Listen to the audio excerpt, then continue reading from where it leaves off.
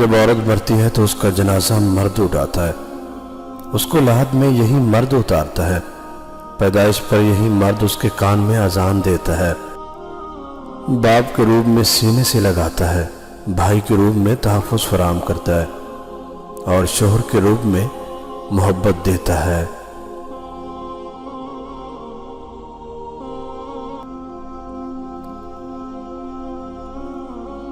اور بیٹی کی صورت میں اس کے قدموں میں اپنے لیے جنت تلاش کرتا ہے، واقعی بہت ہوس کی نگاہ سے دیکھتا ہے۔ ہوس بڑھتے بڑھتے ماں ہاجرہ کی سنت پر عمل کرتے ہوئے صفا مروہ کے درمیان سعی تک لے جاتی ہے۔ اسی عورت کی پکار پر سندھ آ پہنچتا ہے، اسی عورت کی خاطر اندلس فتح کرتا ہے، اور اسی ہوس کی خاطر 80% مقتولین عورت کی عصمت کی حفاظت کی خاطر موت کی نیند سو جاتے ہیں۔ واقعی مرد ہوس کا پجاری ہے۔ لیکن جب ہوا کی بیٹی کھلا بدن لیے چست لباس پہنے باہر نکلتی ہے اور اس کو اپنے سحر میں مبتلا کر دیتی ہے تو یہ واقعی ہوس کا پجاری بن جاتا ہے، اور کیوں نہ ہو۔ کھلا گوشت تو آخر کتے بلیوں کے لیے ہی ہوتا ہے۔ جب عورت گھر سے باہر ہوس کے پجاریوں کا ایمان خراب کرنے نکلتی ہے تو روکنے پر یہ آزاد خیال مرد کو تنگ نظر اور پتھر کے زمانہ کا جیسے القابات سے نواز دیتی ہے کہ کھلے گوشت کی حفاظت نہیں، کتوں بلوں کے منہ سینے چاہیے ہیں۔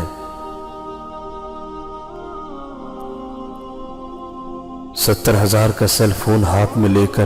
تنگ شرٹ کے ساتھ پھٹی ہوئی جینز پہن کر، 4,500 کا میک اپ چہرے پر لگا کر، کھلے بالوں کو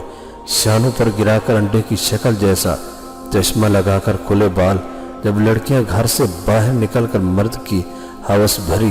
نظروں کی شکایت کرے تو ان کو توپ کے آگے باندھ کر اڑا دینا چاہیے، جو سیدھا یورپ و امریکہ میں جا گرے اور اپنی جیسی عورتوں کی حالت زار دیکھے جن کی عزت صرف بستر کی حد تک محدود ہے۔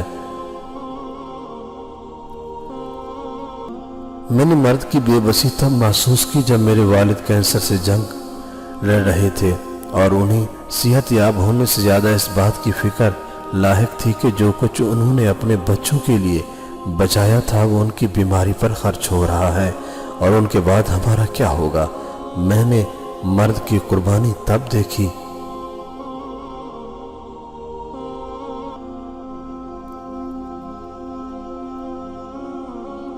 جب ایک بازار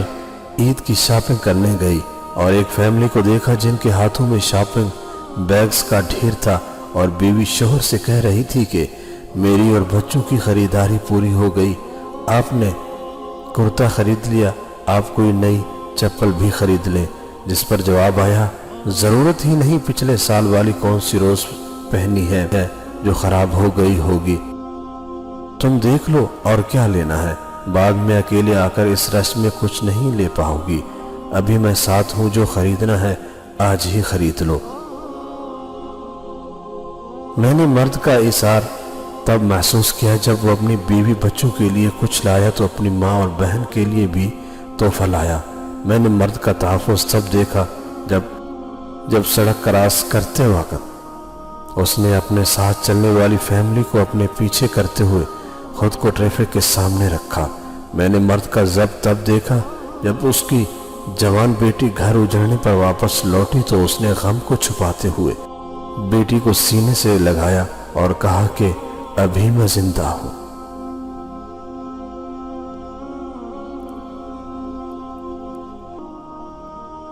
لیکن اس کی کھینچتی ہوئی